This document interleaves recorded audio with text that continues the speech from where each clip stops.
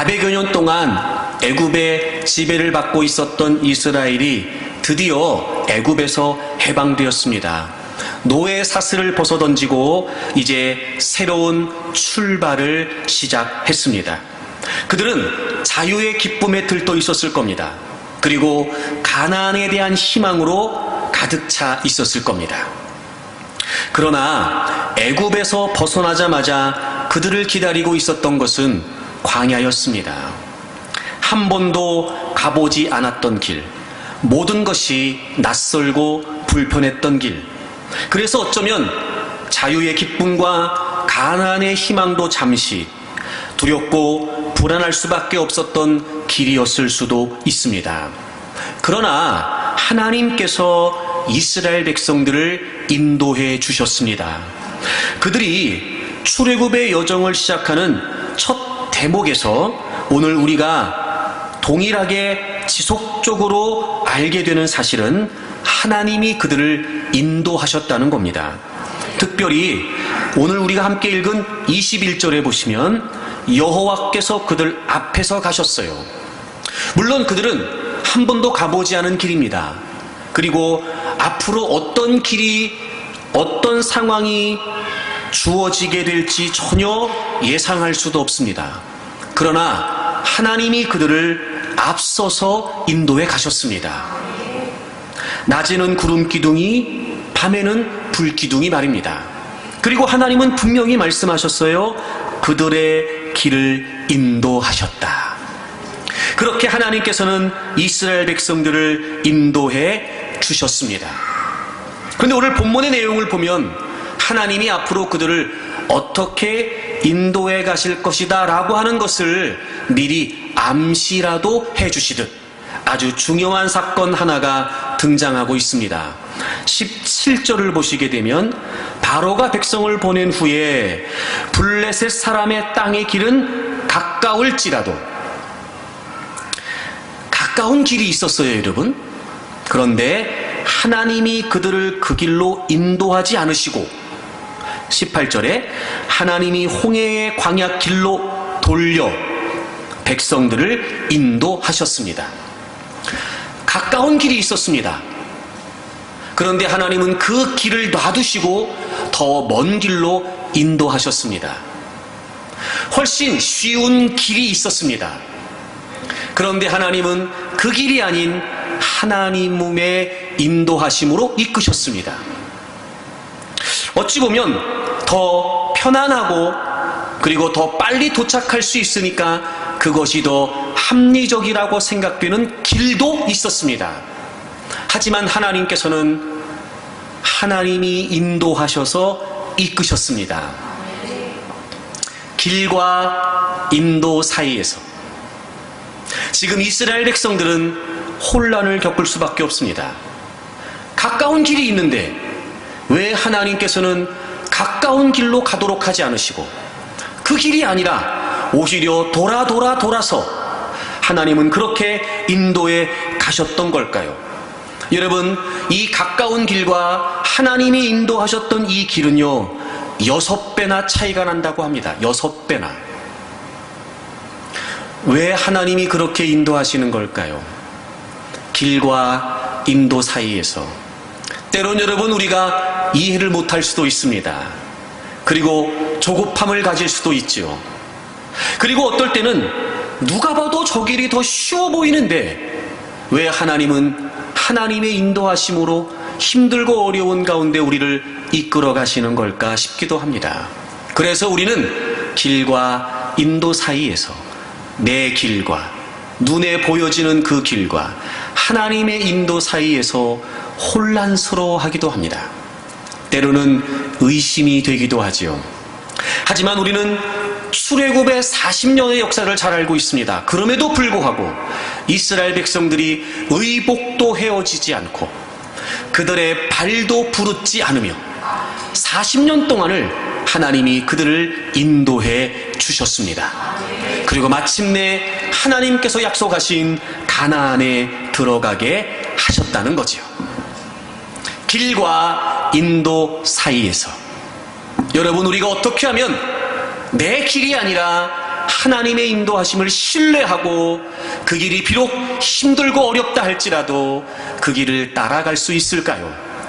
때로는 보다 쉬운 길이 있어 보이기도 하고 편안한 길이 있어 보이기도 하고, 여러분, 하나님의 뜻을 우리가 하지 않겠다는 게 아니라, 감당하지 않겠다는 게 아니라, 분명히 우리가 판단하기에는 그렇게 가면 더 빨리 도달할 수 있을 것 같기도 한데, 왜 하나님은 그 길이 아니라 하나님의 인도하심으로 우리를 이끌어 가시는지 말입니다. 도대체 우리는 그 하나님의 인도하심을 어떻게 깨달아야 할까요? 그리고 길이 아니라 우리는 어떻게 하나님의 인도하심을 따라갈 수 있을까요? 혹시 지금 여러분 길과 인도 사이에서 갈등하고 계시는 분은 없습니까? 여러분의 눈에 보여지는 그 길과 하나님의 인도하심 사이에서 불안해하고 있는 분들은 없습니까? 혹시나 하나님이 의심되는 분들은 없으십니까? 하지만 여러분, 반드시 우리는 길과 인도 사이에서 하나님의 인도를 따라야 되리라고 믿습니다. 아마 오늘도 여러분이 그런 갈등과 또 그런 회의 가운데서도 그래도 저는 하나님의 인도하심을 따르기를 원합니다라는 마음으로 오늘도 예배의 자리에 오셨을 텐데, 여러분, 이 말씀을 통해 더 확신을 갖기를 바랍니다. 더 믿음의 용기를 얻기를 바랍니다. 길과 인도 사이에서 여러분 온전히 하나님의 인도하심을 신뢰하고 하나님의 목적지를 향해 갈 수 있는 여러분들이 되시기를 바랍니다. 그렇다면 여러분, 우리가 어떻게 길과 인도 사이에서 하나님의 인도를 신뢰할 수 있을까요? 일단 하나님은요, 그 가까운 길을 놔두시고 멀리 광야길로 돌아가게 하신 이유를 분명히 기록해 놓고 계십니다. 다시 본문을 보겠습니다. 여러분 17절을 보세요. 바로가 백성을 보낸 후에 블레셋 사람의 땅의 길은 가까울지라도 하나님이 그들을 그 길로 인도하지 아니하셨으니 이유는 하나님이 말씀하시기를 이 백성이 전쟁을 하게 되면 그러니까 하나님의 이유가 뭐였냐면 전쟁을 피하게 하시기 위함이었어요.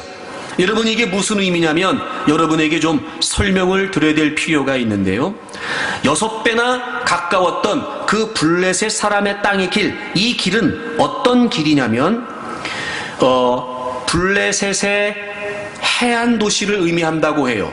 그 지중해 연안으로 조성되어 있는 그 해상의 도시들을 의미하는데, 이 당시에 철기 문화를 배경으로 아주 강한 세력을 형성하고 있었던 블레셋 족속들이 살고 있었고, 그리고 애굽은 북방 정책의 일환으로 그곳을 이용하여 그 블레셋 족속들이 살고 있는 그 지역에 애굽의 요새들이 곳곳에 무장되어 있었다는 겁니다. 겉으로 보기에는 가까워 보였습니다. 그런데 그 길은 전쟁을 피할 수 없는 길이었습니다. 그런데 이스라엘 백성들은 400여 년 동안 노예로 살고 있었습니다. 이제 막 해방이 돼서 자유를 얻고 출애굽한 상황이었습니다. 무슨 준비가 되어 있을까요?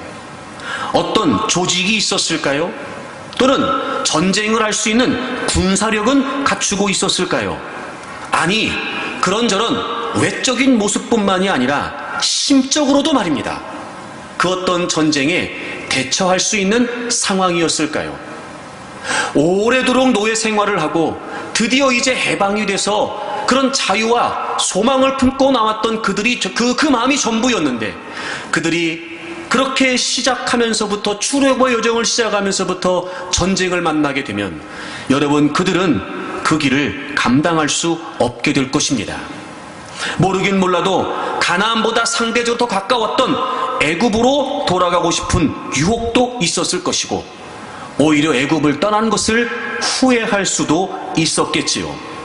다시 말씀을 드리면 하나님께서 굳이 그렇게 6배나 먼 길이었지만 그 홍해 광야길로 이동하게 하셨던 것은, 돌아가게 하셨던 것은 이스라엘 백성들이 전쟁을 겪지 않도록, 즉 지금 그들이 얼마나 연약한지, 지금 그들이 어떤 상태인지를 정확히 알고 계셨던 하나님께서 그들을 배려하시어 가장 적절하고 적합한 길로 인도하고 계셨다는 겁니다. 전쟁을 피하게 하려고 하셨던, 그들을 보호하려고 하셨던, 그들을 지켜주시려고 하셨던, 그들의 상태를, 그들의 나약함을 너무나 잘 알고 계셨던 하나님께서 그들을 지켜주시기를 원하셨던 하나님의 사랑의 배려가 바로 길과 인도 사이에 있었던 것입니다. 그렇습니다, 여러분. 우리가 길과 인도 사이에서 갈등하고 있을 때 우리는 무엇보다 잊지 말아야 될 사실이, 적어도 하나님께서 인도하시는 그 길은 우리를 너무도 잘 알고 계신 하나님께서 사랑하시는 배려로 말미암아 우리를 지금 그렇게 인도하고 계시다는 사실을 믿어야 된다는 겁니다. 물론 이스라엘 백성들이 그래서 출애굽의 여정에서 전쟁을 겪지 않았던 것은 아니었습니다. 출애굽기 17장에 가게 되면 이제 첫 번째 이스라엘 백성들이 전쟁을 치르게 됩니다. 바로 아말렉과의 전쟁이었습니다. 그런데 여러분, 참 재밌는 사실은 그들이 출애굽기 17장에서 아말렉과 처음 전쟁을 하기 전까지 먼저 하나님은 홍해를 기적같이 건너게 하시는 역사를 보게 하셨습니다. 물론 그때도 애굽의 군사들이 다시 이스라엘 백성들을 잡겠다고 추격해오고 있는 상황이었습니다. 이스라엘 백성들은요, 그 애굽의 군사들을 대항할 수 있는 힘조차 없었습니다. 하나님이 막아주셨습니다. 하나님이 지켜주셨습니다. 그리고 이스라엘 백성들을 추격해오고 있었던 그 애굽의 군사들을 하나님께서 막아놓으시고 이스라엘 백성들은 다 홍해를 건너게 하신 다음에 그들이 뒤쫓아올 때 그 갈라졌던 홍해를 다시 닫아버리심으로 이 애굽의 군사들을 그곳에서 다 물리쳐 주셨습니다. 쓴물이 단물이 되게 하심으로 말미암아 그들의 필요를 공급해 주시는 분이 하나님이라고 하는 사실을 깨닫게도 하셨습니다. 만나와 메추라기를 날마다 공급해 주셨습니다. 하나님은 신실되이 이스라엘 백성들과 함께 하시며 이스라엘 백성들을 지키시는 분이라는 사실을 그들이 알게 하셨습니다. 심지어는 반석에서도 물이 나오게 하셨습니다. 하나님이 그들에게 진정한 공급이 되시며 하나님이 그들에게 진정한 이유가 되신다고 하는 사실도 그 사건을 통해 깨닫게 하셨죠. 충분히 이스라엘 백성들이 자신들을 이끌어 가시는 하나님이 어떤 분이신지를 겪게 한 뒤에 하나님을 신뢰할 수 있고 하나님을 의지할 수 있고 하나님을 믿을 수 있고 그들의 눈에, 그들의 목전에 하나님의 역사하심을 보게 하시고 난 뒤에 비로소 첫 번째 전쟁을 치르게 되었다는 겁니다. 여러분, 출애굽기 13장 이 상황과 출애굽기 17장의 이 상황은 너무도 다른 상황이었습니다. 사랑하는 여러분, 그렇습니다. 지금 여러분이 하나님의 인도하심에 순종하기 위해 몸부림을 치고 지금 여러분들이 하나님의 뜻을 향해 힘써가고 있는 그 길, 때로는 우리도 이해가 되지 않을 만큼 힘겹게 느껴지고 돌아가는 것처럼 느껴진다 할지라도 그것은 분명 여러분을 사랑하시는 하나님의 사랑의 배려가 묻어있는 인도하심이라고 하는 사실을 잊지 않기를 바랍니다. 때로는 여러분, 지름길이 아닌 험난한 길을 돌아가는 걸로 느껴질 때 왜 내가 이 인도하심을 따라야 될까 이해가 되지 않더라도 우리가 분명히 한 가지 믿을 수 있는 사실이 있습니다. 이 길은 하나님께서 나를 사랑하셔서 인도해 가고 계시다는 겁니다. 상대적으로 편안한 길이 있다고 생각될 수도 있습니다.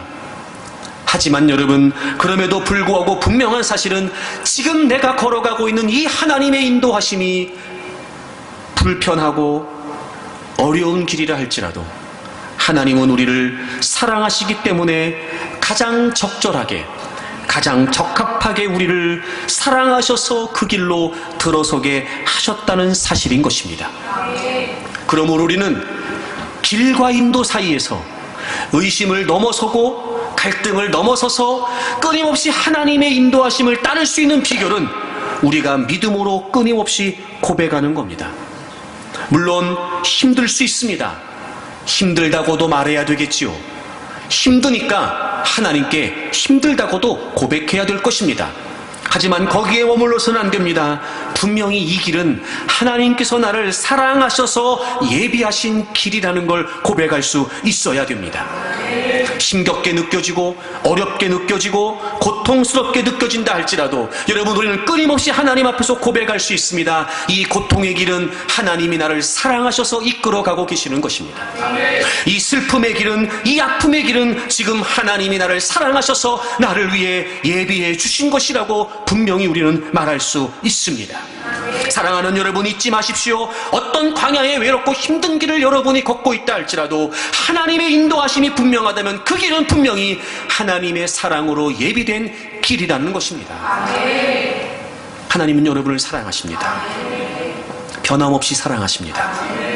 한 번도 우리를 외면치 않으시고, 우리는 하나님을 등진 적이 있고 우리는 하나님을 외면한 적이 있지만 그럼에도 불구하고 하나님은 절대로 우리를 외면하신 적이 없으십니다. 하나님은 우리를 사랑하십니다.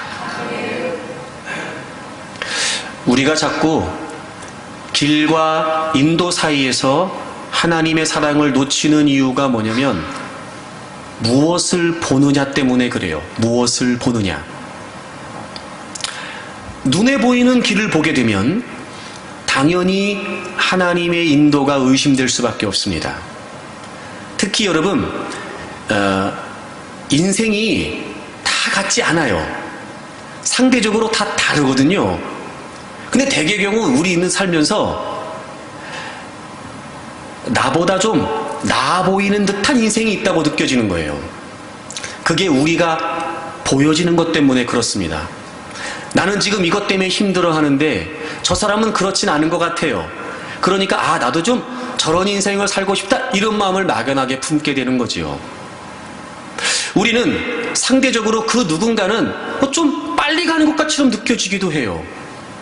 나는 이렇게 지금 막 돌아서 힘겹게 가고 있는 것 같은데 누군가는 막 빨리빨리 가고 있는 것처럼 보여지기도 해요.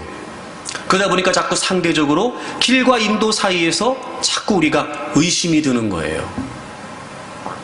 하지만 여러분, 거꾸로 생각해보면 그 사람도 나를 보고 그렇게 생각한다는 거예요. 어차피 다 파고 들어가면 복잡하긴 마찬가지고, 어차피 여러분 한 달이 건너가면 인생이 다 고달픈 건 마찬가지예요. 보이는 것 때문에 속지 마세요. 그래서 우리가 늘 잊지 말고 바라봐야 될 것이 있어요. 바로 하나님의 사랑을 확증해 주신 예수 그리스도의 십자가예요. 여러분, 로마서 5장을 찾아보십시오. 여러분, 우리 로마서 5장 8절을요 다 같이 한번 읽겠습니다. 정말 여러분의 믿음의 고백으로 로마서 5장 8절, 신약성경 245페이지인데요. 우리 로마서 5장 8절을 다 같이 읽겠습니다. 우리가 아직 죄인 되었을 때에 그리스도께서 우리를 위하여 죽으심으로 하나님께서 우리에 대한 자기의 사랑을 확증하셨느니라. 아멘. 아멘. 여러분, 하나님이 우리에 대한 사랑을 확증해 주셨대요. 여러분, 이 확증이라는 말이 어떤 말이냐면 원래 헬라어 원문에는 이 확증하셨다라고 하는 말이 맨 앞에 나와요. 그러니까 이게 제일 중요한 표현이에요. 확증하셨다. 이 확증이라고 하는 말은 두 단어가 합쳐진 말이에요. 함께 서다, 이런 뜻이에요. 함께 서다. 그러니까 죄인된 우리를 하나님께서 어떻게 사랑하셨냐면 죄인된 우리와 함께 서셔서, 죄인된 우리와 함께 하셔서 사랑을 나타내 주셨다는 거예요.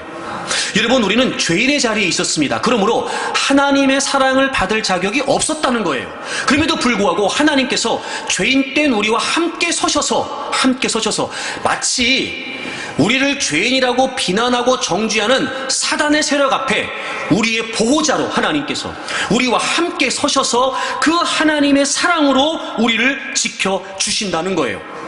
하나님이 그런 죄인된 우리를 사랑하신다는 사실을 함께 서셔서 나타내시고 보여주셨다는 거지요. 그 사랑은 절대적인 사랑이었고 영원한 사랑이었고 참 사랑이었습니다. 그리고 그 사랑을 우리에게 드러내 주셨어요. 바로 예수 그리스도를 통해서 말입니다. 그리스도께서 우리를 위하여 죽으심으로.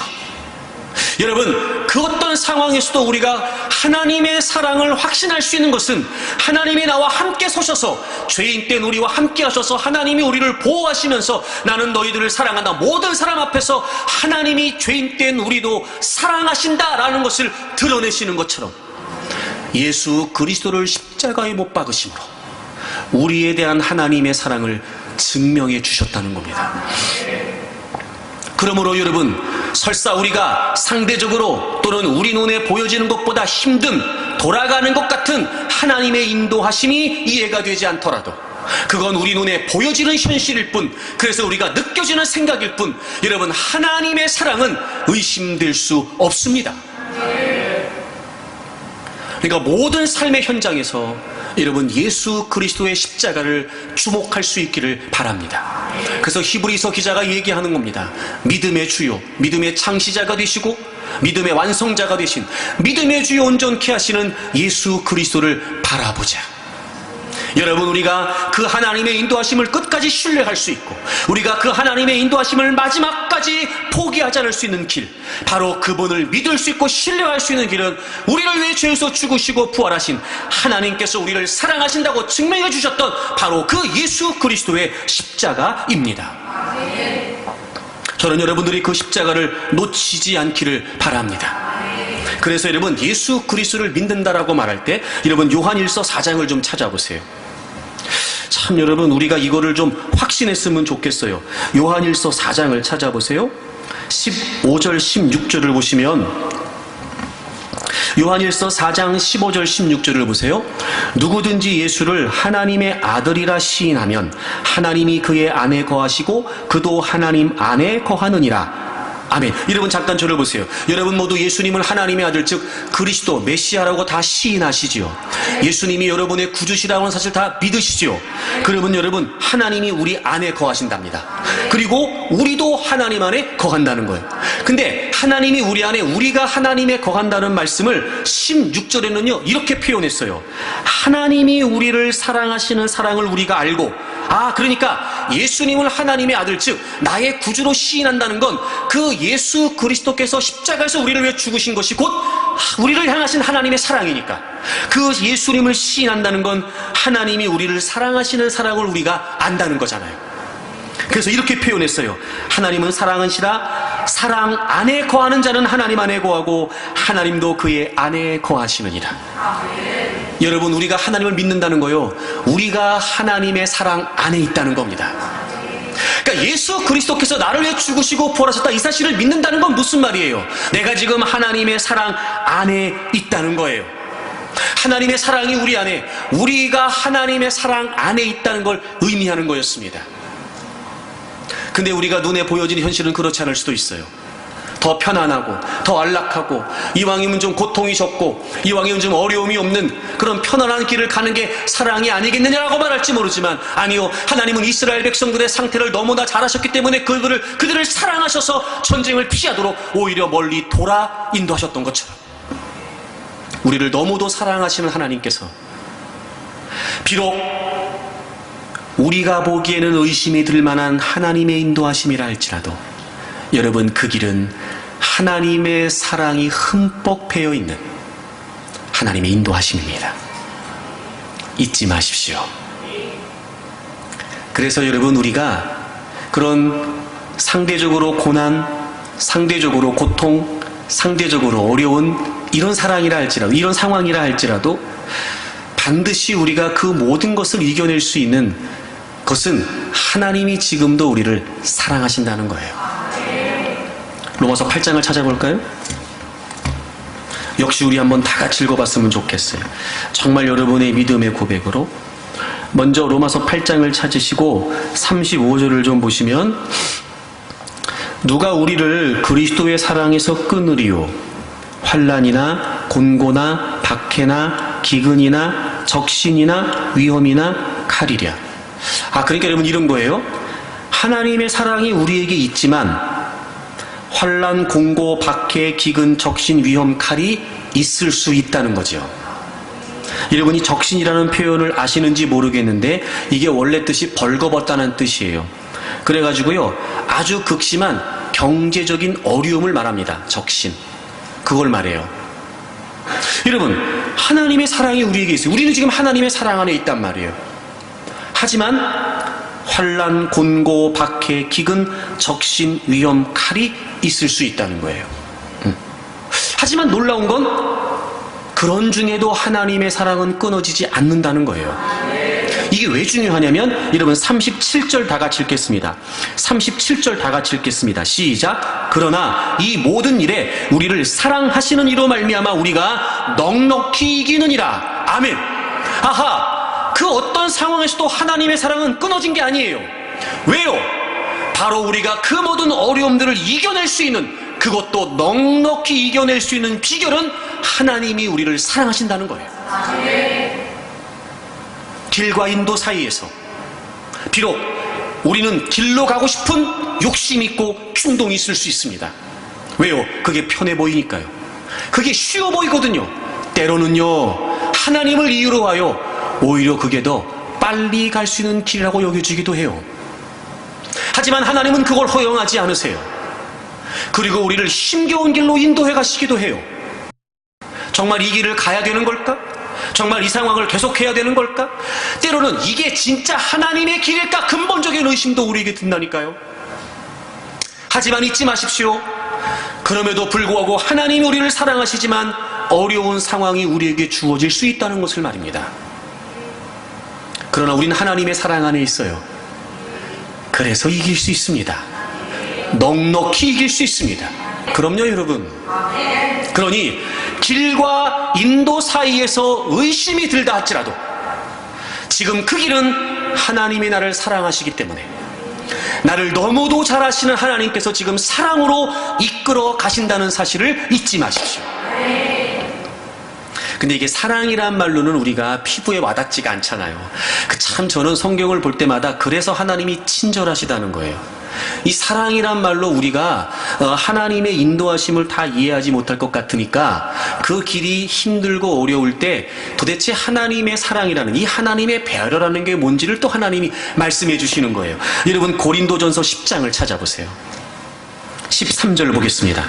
이 13절은요, 세 개의 단락으로 나뉘어져 있어요. 첫째 단락이 뭐냐면, 사람이 감당할 시험 밖에는 너희가 당한 것이 없나니, 이게 첫째 단락이에요.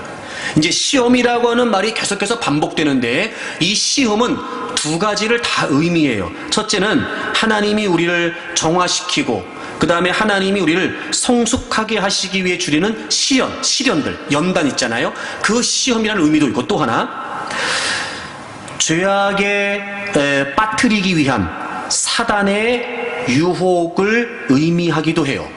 이 두 가지가 다 포함되어 있는 시험이라는 단어예요. 참 저는 이게 얼마나 은혜가 됐냐면, 물론 우리를 연단시키시기 위한 어떤 하나님의 시험도 있잖아요. 하지만 사실 우리는요, 때로, 아니 어쩌면 그게 더 많을지도 몰라요. 우리의 범죄, 우리의 죄악, 우리의 실수 때문에 겪게 되는 시험도 있어요, 사실은. 근데 그 두 가지의 경우에서 말입니다, 하나님은 우리가 감당할 시험만 주신다는 거예요. 감당할 시험만. 와, 여러분 너무 은혜되지 않아요? 근데 지금까지 가만히 생각해보면, 내가 하나님 앞에서 죄를 짓고 산 걸 생각해보면 내가 이렇게 지금 성한 게 기적이야. 안 그래요, 여러분? 그렇지 않아요, 여러분? 때로는 우리가 잊고 살 때도 많지만 정말 여러분 하나님의 은혜 앞에 정말 깨닫게 하시는 그런 모든 나의 죄악된 모습들을 막 하나님이 지적하시고 들춰내실 때 그 앞에 여러분 감히 얼굴을 들기조차 부끄러울 순간 말입니다. 그럴 때가 얼마나 많아요, 우리가. 그래서 만약에 그 일 때문에 다 우리가 뭔 일이 벌어지기 시작하면은요, 우리 이렇게 못 있지요 지금. 근데 왜 우리가 그럴 수 있었냐면, 그런 경우에도 하나님이 감당할 만큼만 딱 허락해 주시는 거예요. 이게 무슨 말일까요? 하나님이 적절하게 막으시는 거예요. 적절하게. 연단도요, 하나님이 우리를 때로는 용광로에 집어넣으셔서 불순물을 확 제거하신다든지, 아니면 우리를 더 단단하게 다지시기 위해서 연단의 그런 연단의 어떤 그런 통로로 하나님을 확 밀어 넣으실 때도 말이죠, 하나님이 밖에서 조절을 하세요. 불의 세기를. 네? 예, 우리가 감당할 만큼 하나님이 조절하신다고. 그러니까 첫째, 우리가 그런 힘겹고 어려운 그 하나님의 인도하심을 걸어갈 때 말입니다.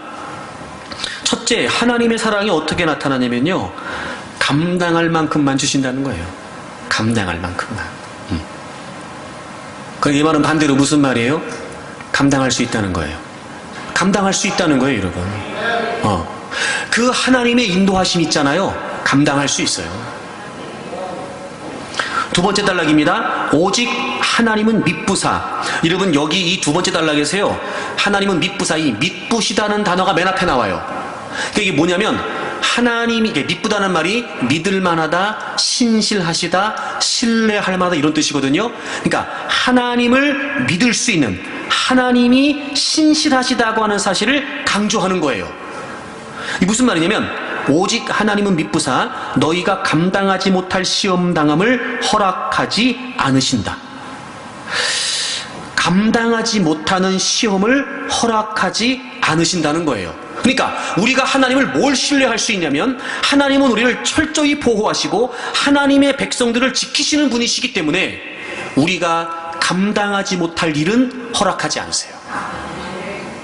그게 하나님의 배려예요. 그게 하나님의 사랑이에요. 어떻게 할 수 있어요? 맨날 힘들다, 어렵다, 못 산다, 죽고 싶다, 그래도 다 살아있잖아 지금. 그죠? 죽겠다 입에 달고 살아. 죽겠다 입에 달고 살았어. 와, 죽을 것 같아. 그리고 살았어. 근데 지금 다 살아있어요. 그게 무슨 말이냐면, 우리가 감당하지 못할 건 하나님이 주시지 않은 거예요. 감당할 만큼만, 감당할 수 있는 만큼만 하나님이 우리에게 주신 거란 말이에요.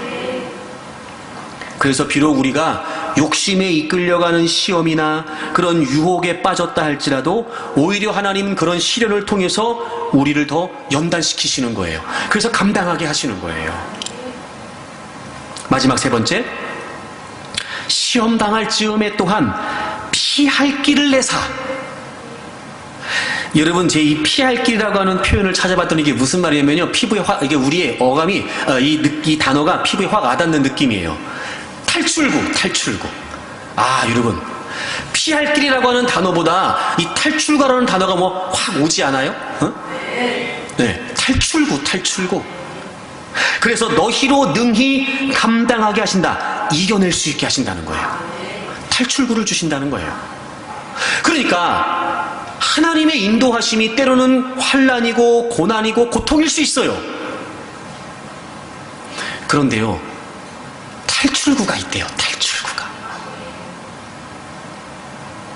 그러니 여러분, 우리가 길과 인도 사이에서 의심이 될 만하기도 하지만, 때로는 그걸 꺼리고 싶기도 하지만, 그러나 그 길은요, 능히 우리가 갈 수 있는 길이었던 거예요.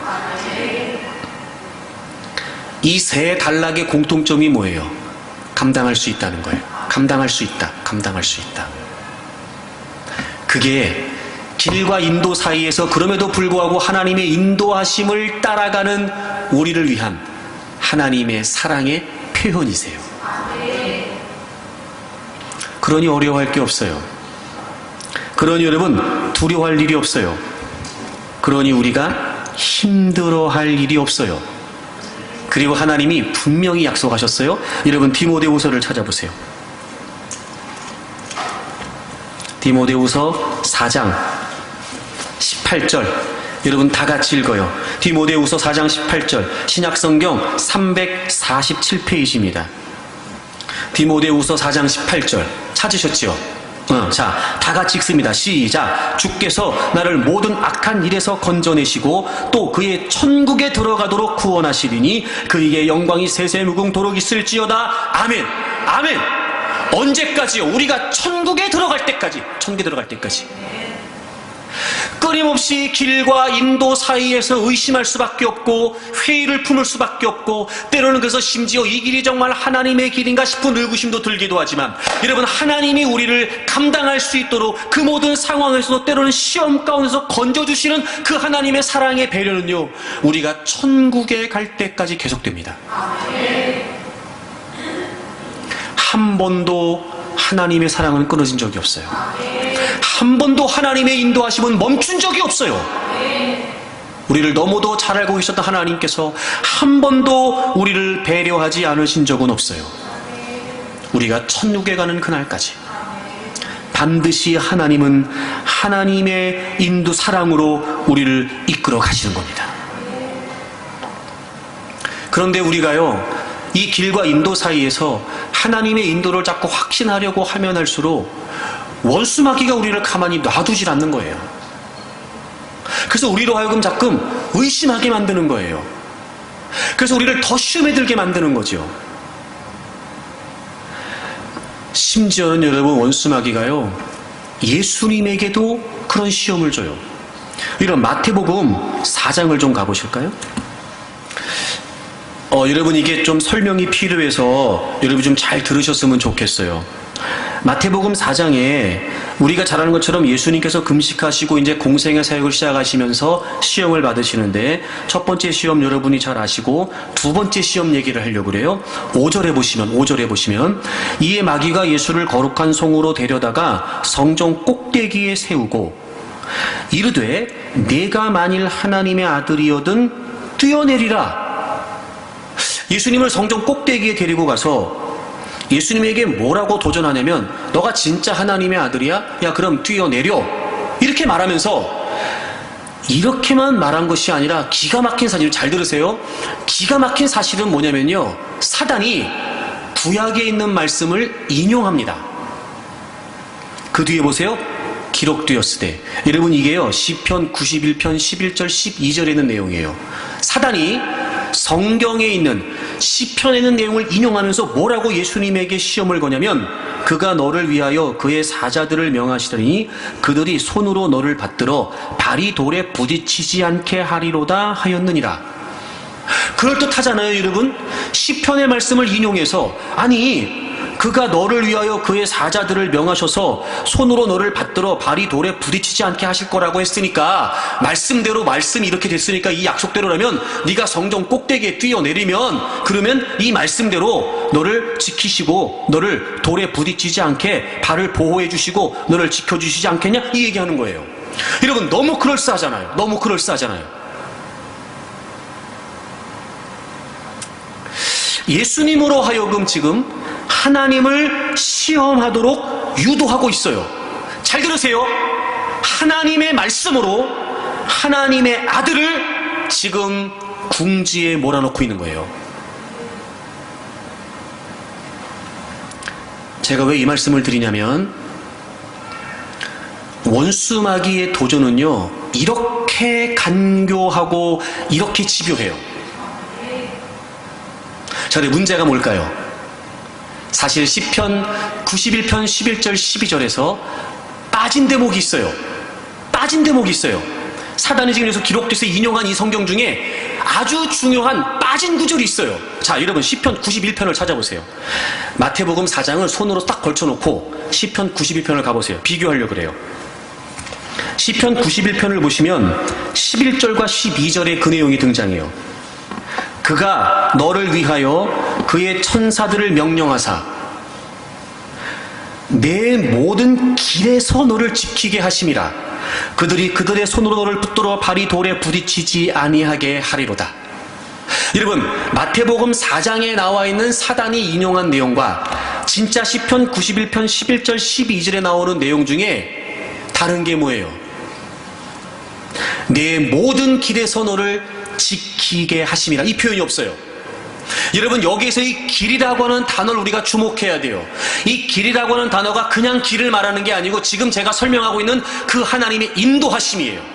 우리가 마땅히 걸어가야 될 길, 하나님이 명령하신 그 길, 하나님이 인도하신. 그래서 우리가 하나님의 인도하심을 따라 그 길을 굳건히 걸어갈 때 어떤 환난과 핍박과 도전과 어려움과 공격이 있어도 하나님이 우리를 지키시겠다는 내용이었어요. 그러니까 자신의 이기적인 욕망을 따라, 자신의 이기적인 욕심을 따라 하나님 이거 해주세요, 저거 해주세요, 이거 도와주세요, 이거 지켜주세요, 이게 아니고 내가 지금 하나님의 길, 하나님의 인도하심을 따라가는 과정 가운데 주어지는 여러 가지 많은 고통과 고난과 그 여러 가지 많은 상황들 속에 하나님이 지키시고 보호하시겠다는 내용이었어요. 근데 원수 마귀는 그 말을 싹 빼버렸어요. 그리고 예수님으로 하여금 하나님을 시험하게 했어요. 여러분, 성전 꼭대기에서 뛰어내리는 게 그게 하나님의 일이겠습니까? 뛰어내리면서 하나님 날 지켜주세요, 이게 내 욕심이지. 그건 하나님의 길과 아무런 관련이 없어요. 그건 하나님의 뜻과 아무런 상관이 없다고요. 그러므로 내가 지금 내 욕심을 따라 하나님께 간구하고 있는지, 아니면 내가 하나님의 길을, 정도를, 인도하심을 따르고 있는지를 먼저 살펴야죠. 보세요 여러분, 제가 왜 자꾸 여러분에게 말씀을 강조하냐면, 왜 말씀을 강조하고 말씀 위에서 기도하라고 말하냐면, 얼마든지 원수마귀가 우리가 막연하게 알고 있는 하나님의 말씀을 통해 우리를 끌고 갈 수 있다는 거예요. 그 길을 의심하게 만듭니다. 하나님의 인도하심을 따르지 못하도록 우리에게 용기를 잃어버리게 합니다. 하나님의 인도하심을 외면하도록 오히려 원수마귀가 간교하게 우리에게 다가와 우리도 다 분별하지 못할 만큼 마치 양의 탈을 쓴 이리처럼, 그리고 우리를 편한 길, 쉬운 길, 좋은 길, 결국 하나님의 인도하심을 외면하게 만듭니다. 차라리 여러분, 길과 인도 사이에서 어차피 길로 결판 내고 멋대로 가는 사람은 시험도 도전도 없을 거예요. 그나마 오늘 그래도 여러분 이렇게 예배 나오신 것처럼 그대가 믿음으로 살아야지, 그래도 내가 하나님의 뜻대로 살아야지, 이렇게 여러분 어떻게든지 하나님의 인도하심을 따라 가려고 하는 우리에게 원수마귀는요, 집요하게 이렇게 간교하게 다가온단 말입니다. 속지 마십시오. 속지 마십시오. 그러므로 우리에게 필요한 것은 무엇입니까? 그 어떤 원수마귀의 도전과 시험이 있다 할지라도 그런 간교한 계략 앞에서도 내가 하나님의 인도하심을 붙드는 겁니다. 하나님, 저는 하나님의 인도하심을 따를 겁니다. 아무리 내 눈에 좋아 보여도, 아무리 내 눈에 편안해 보여도, 내가 지금 하나님의 길을 간다는 것 자체가 힘겹고 어려운 길이고 고난이 예상되고 예측된다 할지라도, 모두가 다 말리는 길이라 할지라도 나는 하나님의 인도하심을 따르겠습니다. 원수마귀가 여러분을 위하는 것처럼, 원수마귀가 여러분을 위로해주는 것처럼 옆에서 속삭이고 다가와서 여러분에게 속삭여주는 그 어둠의 세력의 말에 속지 않기를 바랍니다. 큰일 납니다. 그래서 예수님께서 원수마귀가 왜 그렇게 하시는지를 정확히 간파하시고 얘기합니다. 주 너의 하나님을 시험하지 말라. 그리고 주님은 그 사단의 시험을 이겨내십니다. 물론 그 주님이 이겨내시려고 하셨던 그 말씀도 성경의 신명기에 나와 있는 말씀을 인용하신 거였습니다. 기가 막히죠 여러분? 사단도 말씀을 인용합니다. 사단도. 우리가 계속 의심에 빠져 하나님의 인도하심을 외면하도록, 막막하고 힘들고 어려운 현실 앞에 위로를 원하지 않는 사람은 없을 겁니다. 복잡하고 답답하고 힘겨운 현실 앞에 위로를 필요로 하지 않는 사람은 없을 겁니다. 물론이죠. 하지만 진정한 위로가 뭔지 아십니까? 하나님의 사랑입니다. 어디에도 진정한 위로는 없습니다. 위로에 맞들리기 시작하면 마치 원수마귀가 예수님을 성전 꼭대기에서 뛰어내려 그러면 하나님 너 지켜줄 거 아니냐 라고 하는 것처럼 위로에 맞들리기 시작하면 내가 어디로 끌려가는지도 모릅니다. 하나님이 위로하시지 않는다는 게 아니에요 여러분. 원수마귀는 교묘하게 위로라고 하는 탈을 쓰고 우리에게 나타나 길과 인도 사이에서 더 깊은 어둠 속으로 방황하게 만들어버립니다. 여러분, 이렇게 원수마귀는 간교합니다. 그러므로 우리가 하나님의 인도하심을 끝까지, 주님이 다시 오시는 그날까지 그 하나님의 인도하심을 따라가기를 원한다면 아무리 힘들고 막막하고 어려운 길이 할지라도 늘 주님을 주목해야 됩니다. 주님을 주목해야 됩니다. 그리고 주님의 말씀에 붙들리려고 힘써야 됩니다. 주님이 원하시는 그 길, 주님께서 명령하신 그 길, 주님께서 앞서가시는 그 길, 지금 내가 그 주님을 뒤따르고 있는지, 내가 지금 그 주님을 따라가고 있는 게 맞는지, 지금 내가 하나님의 인도하심을 따라가는 것이 맞는지, 여러분 그걸 우리가 확인해야 됩니다. 그러지 않으면 우리가 이길 수 없습니다. 하나님의 사랑을 우리가 확신할 수 없죠. 그래서 우리가 그 길을 걸어갈 수 없습니다. 어찌 보면 길과 인도 사이에서 우리가 갈등하고 있을 때 원수마귀는 더 우리에게 집요하게 다가오겠죠. 어차피 지금 흔들리고 있으니까요. 길과 인도 사이에서 길이 더 쉬워 보인다고 하여 하나님의 인도하심을 모르지 않으나 더 편안하고 그리고 더 수월한 길로 가려고 하는 우리에게 원수마귀는 더 간교하게 다가올 수 있겠죠. 이미 우리의 마음이 돌아서 있을 수도 있으니까요. 안 됩니다, 여러분. 분명히 이스라엘 백성들이 가까워 보이는 그 블레셋 사람들의 땅의 길로 갔다면 그들은 추류의 기쁨도 잠시 분명히 그 전쟁에서 다 전멸하고 말았을 겁니다. 여러분, 이런 겁니다. 내 눈에 보여지는 길은 쉬워 보이지만 그 길은 우리가 감당할 수 없는 길입니다. 하지만 상대적으로 어려워 보이고 불편해 보이고 힘들어 보이지만 하나님의 인도하심은 감당할 수 있는 길입니다. 그 길이 가장 적정한 길입니다. 그 길이 가장 편안한 길이 되는 겁니다. 오히려 우리가 보기에 지름길이라고 여겨지는 그 길은 전혀 우리가 예측도 할 수 없는 공격이 우리를 넘어뜨리는 길일 수도 있습니다. 하지만 상대적으로 어려워 보여도 막막하고 두려워 보여도 하나님이 인도하시는 그 길은 안전한 길입니다. 길과 인도 사이에서 여러분 더 이상 갈등하지 마십시오. 의심하지 마십시오. 하나님은 여러분을 사랑하십니다. 그 길은 사랑으로 인도되는 길이고 그 길은 사랑으로 배려되어 있는 길입니다. 그러므로 여러분 날마다 십자가, 날마다 예수 그리스도 안에서 그 하나님의 사랑을 확신하고 저는 여러분이 묵묵히 꿋꿋이 그리고 끝까지 하나님의 인도하심을 따르는 분들이 되기를 바랍니다. 우리 찬양 하나 할까요? 오늘 말씀을 기억하면서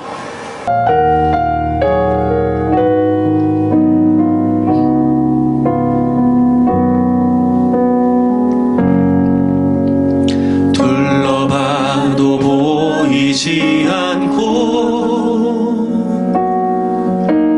막혀버린 삶의 현실들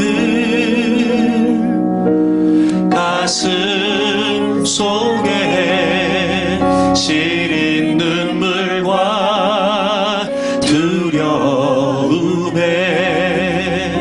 지쳐버린 내 삶 안팎 속에 서 있는 내게 안타까워 손 내미시네.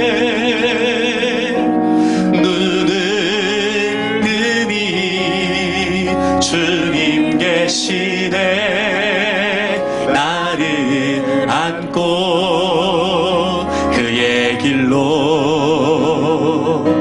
날 인도하시네. 지금 이 자리에서 주를 바라보며 지금 이 자리에서 주가 영광 받으시도록 주께 나가리라. 주께 순복하리라. 지금 이 자리에서 살아내리라. 둘러봐도 보이지 않고 둘러봐도 보이지 않고 막혀버린 삶의 현실들 가슴 속에 시린 눈물과 두려움에 지쳐버린 내 삶 아픔 속에 서 있는 내게 안타까운 손 내미시네. 은은히 주님 계시네. 나를 안고 그의 길로 날 인도하시네. 지금 이 자리에서 주를 바라보며 지금 이 자리에서 주가 영광 받으시도록 주께 나가리라. 주께 순복하리라. 지금 이 자리에서 살아내리라. 지금 이 자리에서 주를 바라보며 아멘. 지금 이 자리에서 주가 영광 받으시도록 주께 나가리라. 주께 순복하리라. 지금 이 자리에서 우리 오른손 들고 고백합니다. 지금 이 자리에서 주를 바라보며 지금 이 자리에서 주가 영광 받으시도록 주께 나가리라. 주께 순복하리라. 지금 이 자리에서 살아내리라. 우리 두 손을 높이 들겠습니다.